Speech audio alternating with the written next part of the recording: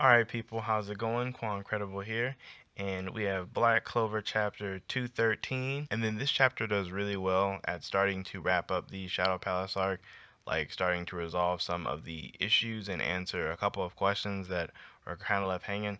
I'll just start the review and then I'll get into some of that stuff towards the end. So basically, it begins with everyone like after they've already gone through the door and they're kind of falling through, and everybody's like, yeah, we're finally leaving, and like there's like some conversations between like Asta and Charmy, and then like Jack is talking about how he's gonna cut up Fauna later, and then Nozel kind of brings everybody back down to reality, telling like, hey, like the kingdom is totally still being destroyed right now. We really need to kind of handle that. It was kind of funny at this part a little bit, the fact that like it looked like Marileona, well, it didn't look like she definitely still wanted to like go at it. Like she wanted to still fight all these people.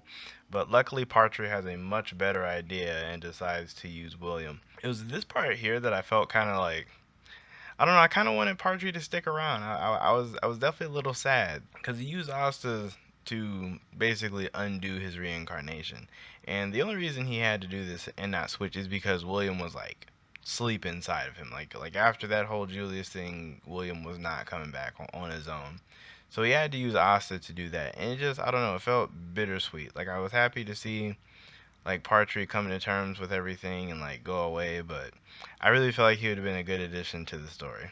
And it was also at this part that I noticed something weird, that when he was talking to Lich, Lich was also like half dark elf, half regular elf, like because he has the black eye and then like the regular eye.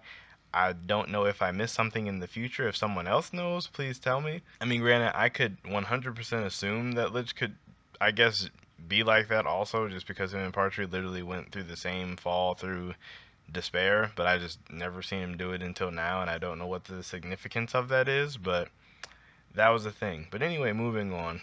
William reclaims his body, and as Josuke pointed out, Yami just gives him this look, and like you gotta remember, Yami knows. Yami knows that William and Partry were the same person, and that Partry was the one who killed Julius. Because at this moment, the only people that know right now that Julius is dead is Yami, William, and Partry, who was there, but now he's not. So only those two know, and Yami's definitely looking at him like this is not the time or place, but I'm going to get at you later. But anyway, once William comes back, he's I guess relieved that Partry I guess came to terms with himself, and also gives more in depth into why he did what he did and why he is the way he is. As you guys know, I'm a fan of William. I've already talked about him tons of time on stream. I have a whole video about him if you haven't seen it. Basically, right here, he just restates that he was born with a horrible curse. He was discriminated against, all this other stuff. So like, and then having Partry inside of him since he was a child, he saw the corruption that the Clover Kingdom had. Like he knew it was there, and then he seen that from the past. So it was like truly hard for him to believe in the future of the Clover Kingdom with it, I guess, being founded on so much corruption, which is understandable. And he even admits that yeah, he definitely made the wrong choice, and a lot of this was because of his own weakness, and he feels like he caused this, even though realistically he didn't cause all this. I mean, I feel like even if Partry would have obtained a different body, not William, it's very likely that all this could have still happened anyway.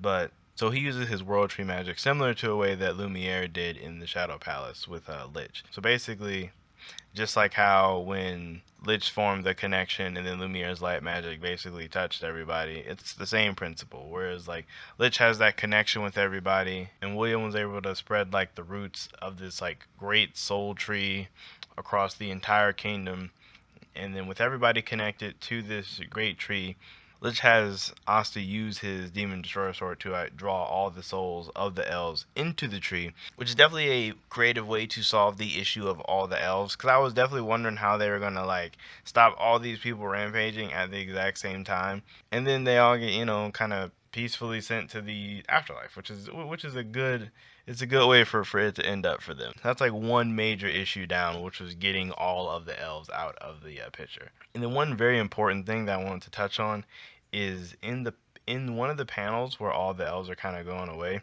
we see this panel of like two kids, and like they have the pointed ears and like the lighter hair. It's hard to tell with black and white, but these look like two live elf children, like ones that weren't reincarnated, like ones that just happened to be around. And I remember Josuke, Jack, and I were talking about this on stream that all the elves probably didn't die in that massacre, and this probably just reconfirms this or confirms this if they actually turn out to be two elf children. And moving on, and it appears that the Third Eye get to stick around. I'm not for sure as to why that is or what Tabata has planned for them in the future, but I think it'll be very interesting. It would be definitely cool if they get to stay in the Clover Kingdom. Like, I don't know if they're gonna like go off and just kind of roam around and enjoy the world, or they're gonna settle down in maybe like one of the outskirt villages, or maybe they could even stay in the capital. Me personally, I would like for one of them to get a squad, or all of them get a squad, and just have their own little Magic Knight squad led by the elves. Cause I always felt like 9 squads was like a odd number, like just 9. It just seems really weird. It seems like 10 would be more of a balance, but I don't know. We'll just have to wait and see where that goes. And then in the midst of the goodbyes, we have the one between Charlotte and Yami, which was kind of touching. I know a couple different translations did this scene differently, but I like this one a lot more. I don't know if you guys seen this one, but I'll put it up so you can see it. When she's going away, she basically compliments him. She didn't want to be as tactless as this body's original owner. I like that one a lot more than the other ones that kind of didn't really allude to the fact that Charlotte likes Yami, and then it just goes completely over his head. I enjoyed that. And then we also finally get like confirmation that the spirit of Lich's son was the one that was inhabiting Yuno's body. Big shocker there. I mean, everyone suspected it, but it was finally actually confirmed.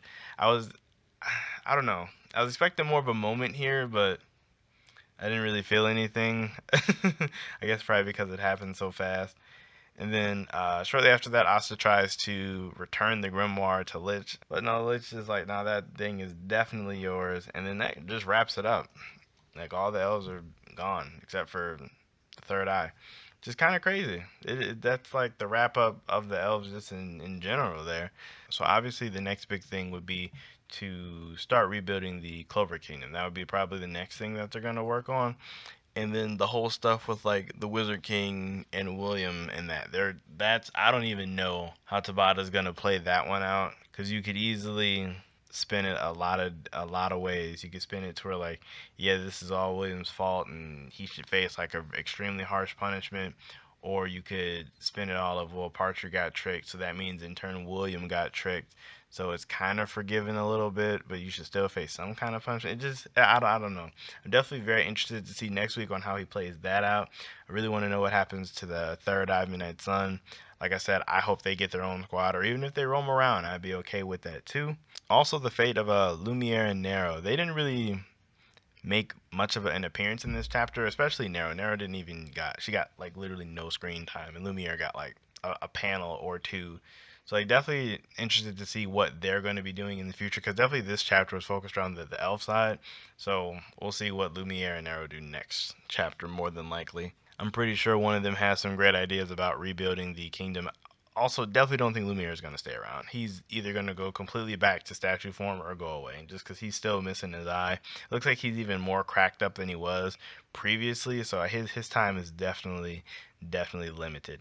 But yeah, let me know what you guys thought of this like whole wrap up of the chapter. Like, were you satisfied with how the elves went away? Were you satisfied with William coming back?